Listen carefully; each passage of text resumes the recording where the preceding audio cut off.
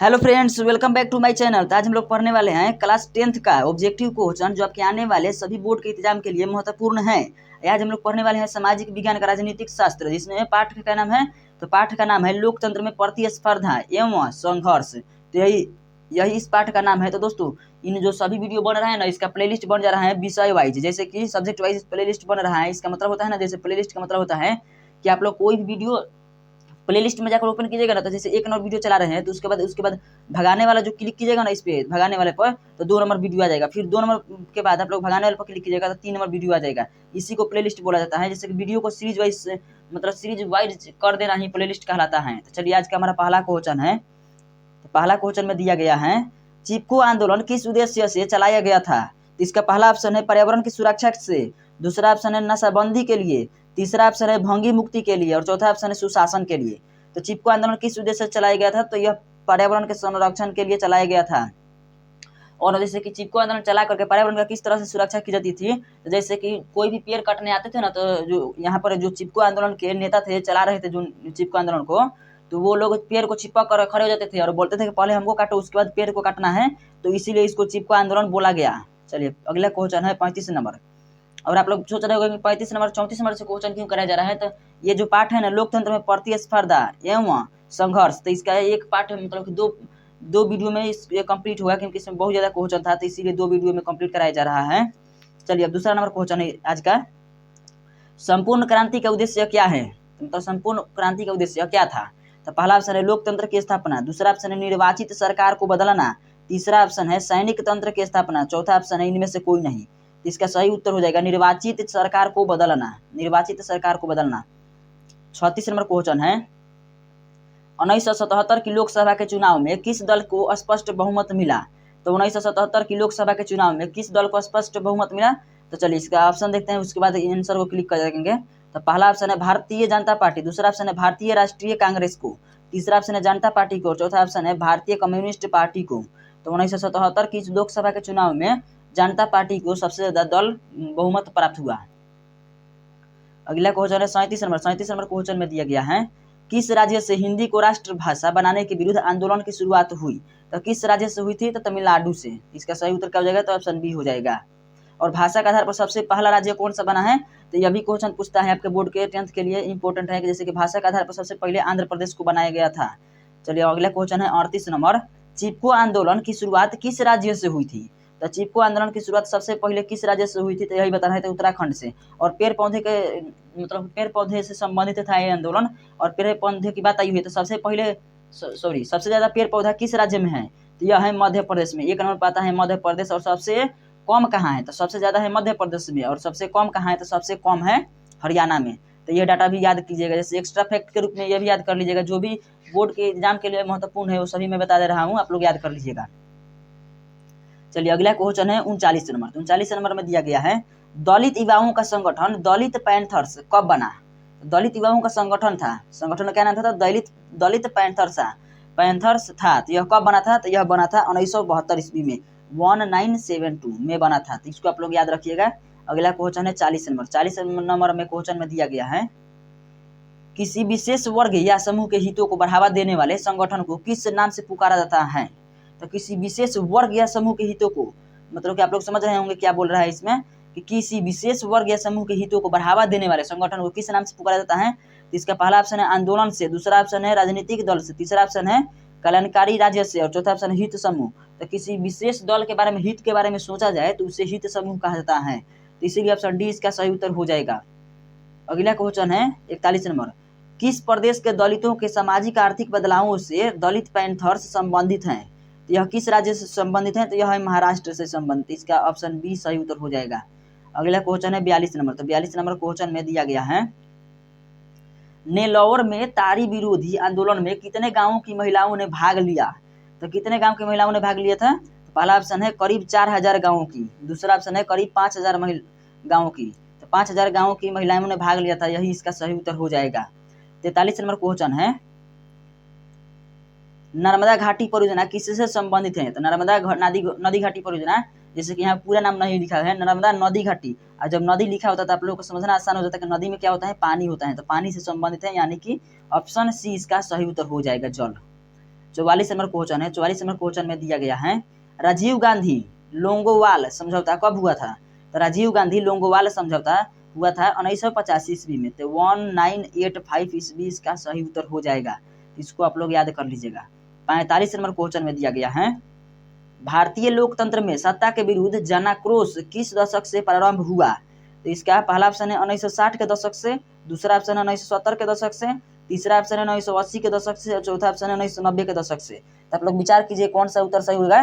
भारतीय लोकतंत्र में सत्ता के विरुद्ध जनाक्रोश किस दशक से प्रारंभ हुआ था? तो यह हुआ था 1970 के दशक से। 1970 इसका सही उत्तर हो जाएगा।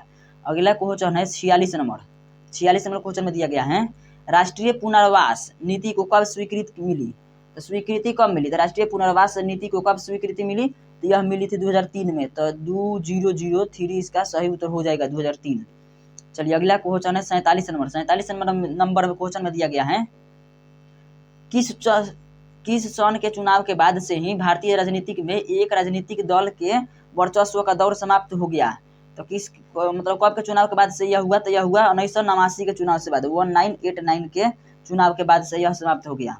अगला क्वेश्चन है 48 नंबर। 48 नंबर क्वेश्चन में दिया गया है भारतीय राष्ट्रीय कांग्रेस की स्थापना कब हुई थी? तो भारतीय राष्ट्रीय कांग्रेस की स्थापना हुई थी 1885 ईस्वी में। और इसके स्थापना कौन किए थे? तो ए.ओ. ह्यूम ने किए थे इसकी स्थापना। और इसकी स्थापना में सबसे पहले मुस्लिम अध्यक्ष कौन थे? तो ये थे बदरुद्दीन तैयबाजी।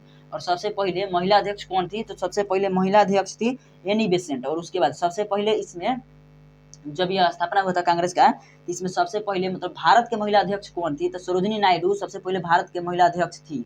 तो यह सभी क्वेश्चन जो जितना मैंने बताया वो सभी इंपॉर्टेंट था, आप लोग याद कर लीजिएगा या कॉपी कलम लिए होंगे तो लिख लीजिएगा। अगला क्वेश्चन है भारत में पहली बार केंद्र में गैर कांग्रेसी सरकार कब बनी थी? तो भारत में पहली बार केंद्र में गैर कांग्रेसी सरकार कब बनी थी? तो यह बनी थी 1977 ईस्वी में।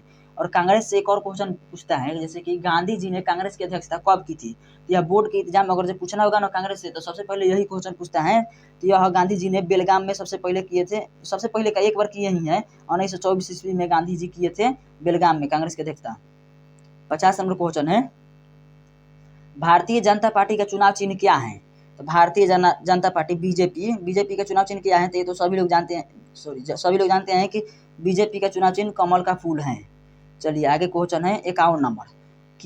किनके नेतृत्व में 1977 में जनता पार्टी की सरकार का गठन हुआ था? तो किनके नेतृत्व में हुआ था? तो 1977 में जनता पार्टी का तो मोरारजी देसाई के नेतृत्व में हुआ था। अगला क्वेश्चन है 52 नंबर। 52 नंबर क्वेश्चन में क्या बोला गया है भारत में किस प्रधानमंत्री के नेतृत्व में प्रथम बार गैर कांग्रेसी सरकार बनी थी? तो प्रथम बार गैर कांग्रेसी सरकार कब बनी थी? तो इसका पहला ऑप्शन है अटल बिहारी वाजपेयी के सरकार में, दूसरा ऑप्शन है मोरारजी देसाई। तो यही इसका सही उत्तर हो जाएगा। अगला क्वेश्चन है 53 नंबर। निम्नलिखित राजनीतिक दलों में कौन क्षत्रिय दल हैं? इसमें से क्षत्रिय दल कौन सा है? तो इसका सही उत्तर हो जाएगा तृणमूल कांग्रेस। तृणमूल कांग्रेस, इसको याद कर लीजिएगा। 54 नंबर क्वेश्चन दिया गया है भारत में कौन सी दलीय व्यवस्था है? एक दलीय है कि द्विदलीय है कि बहुदलीय है? तो इसका सही उत्तर हो जाएगा भारत में बहुदलीय व्यवस्था है। अगला क्वेश्चन है 55 नंबर। 55 नंबर क्वेश्चन में दिया गया है इनमें किस देश में एक दलीय व्यवस्था है? तो एक दलीय व्यवस्था किस देश में है? तो इसका पहला ऑप्शन है भारत में, दूसरा है चीन में, तीसरा है ब्रिटेन में, चौथा है अमेरिका में। तो एक दलीय व्यवस्था इनमें से किस देश में है? तो चीन में है। तो चीन इसका सही उत्तर हो जाएगा एक दलीय व्यवस्था से संबंधित। 56 नंबर क्वेश्चन है नेपाल में लोकतंत्र की वापसी कब हुई थी? तो नेपाल में लोकतंत्र की वापसी कब हुई थी? तो पहला ऑप्शन है 2002 में, दूसरा ऑप्शन है 2003 में, तीसरा ऑप्शन है 2004 में, चौथा ऑप्शन है 2006 में। तो नेपाल में लोकतंत्र की वापसी 2006 ईस्वी में हुई थी। अगला क्वेश्चन है 57 नंबर। म्यांमार में लोकतंत्र की वापसी का संघर्ष किसके नेतृत्व में चलाया गया था? तो पहला ऑप्शन है अगस्तो पिनोशे, दूसरा ऑप्शन है गिरिजा प्रसाद कोइराला, तीसरा ऑप्शन है आंग सान सूची और चौथा ऑप्शन है मिशेल बैसेले। तो इसका सही उत्तर क्या हो जाएगा? तो आंग सान सूची के सरकार में चलाया गया था। अगला क्वेश्चन है 57 हो गया। 58 नंबर क्वेश्चन। 58 नंबर क्वेश्चन में बोला गया है नेपाल में किस राजा ने 2002 में संसद को भंग करके पूर्ण राजशाही की घोषणा की थी? तो नेपाल में किस राजा ने 2002 में संसद को भंग करके और पूर्ण राजशाही का घोषणा की थी? तो यह किए थे राजा ज्ञानेंद्र ने। तो राजा ज्ञानेंद्र इसका सही उत्तर हो जाएगा। 59 नंबर क्वेश्चन में दिया गया है 11 सितंबर 1973 को चिली में लोकतंत्र समाप्त कर किसके शासन की बागडोर हथिया ली? तो इसका सही उत्तर हो जाएगा जनरल अगस्तो पिनोशे। अगला क्वेश्चन है 60 नंबर। तो 60 नंबर क्वेश्चन में दिया गया है जनवरी 2006 में कौन चिली के प्रथम महिला राष्ट्रपति निर्वाचित हुई। तो जनवरी 2006 में कौन चिली के प्रथम महिला राष्ट्रपति निर्वाचित हुई। तो इसका सही उत्तर हो जाएगा मिशेल बैचेले। चलिए अगला क्वेश्चन है 61 नंबर। तो 61 नंबर क्वेश्चन में दिया गया है राजनीतिक दल का संबंध किससे है। तो पहला ऑप्शन है किसी विशेष वर्ग या समूह के हितों को बढ़ावा देने से। दूसरा ऑप्शन है जन सामान्य के कल्याण से। तीसरा ऑप्शन है सिर्फ सामाजिक समस्याओं के समाधान से। और चौथा ऑप्शन है राजनीतिक सत्ता पाने के लिए लोगों को लामबंद करने से। तो इसका सही उत्तर हो जाएगा ऑप्शन डी, राजनीतिक सत्ता पाने के लिए लोगों को लामबंद करने से संबंधित है राजनीतिक दल। अगला क्वेश्चन है 62 नंबर। तो 62 नंबर क्वेश्चन है 16वीं लोकसभा का चुनाव किस वर्ष हुआ है।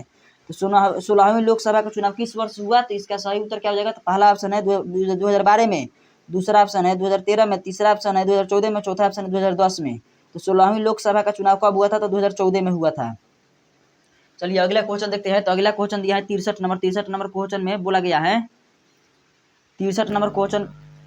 है 2015 के विधानसभा चुनाव में बिहार में किस दल ने सरकार बनाई। तो 2015 के विधानसभा चुनाव में किस दल ने सरकार बनाई। तो इसका सही उत्तर हो जाएगा तीनों दल मिलकर, जैसे कि जनता दल मतलब जदयू, जनता दल और राष्ट्रीय जनता दल और कांग्रेस, तो ये तीनों मिलकर बनाए थे। चलिए अगला क्वेश्चन देखते हैं 64 नंबर। 64 नंबर में दिया गया है निम्नलिखित में कौन भारतीय किसान यूनियन के प्रमुख नेता थे। तो कौन थे। तो महेंद्र सिंह टिकैत थे। महेंद्र सिंह टिकैत इसका सही उत्तर हो जाएगा। 65 नंबर क्वेश्चन है भारत में योजना आयोग का गठन कब किया गया था। तो भारत में योजना आयोग का गठन 15 मार्च 1950 ईस्वी को किया गया था।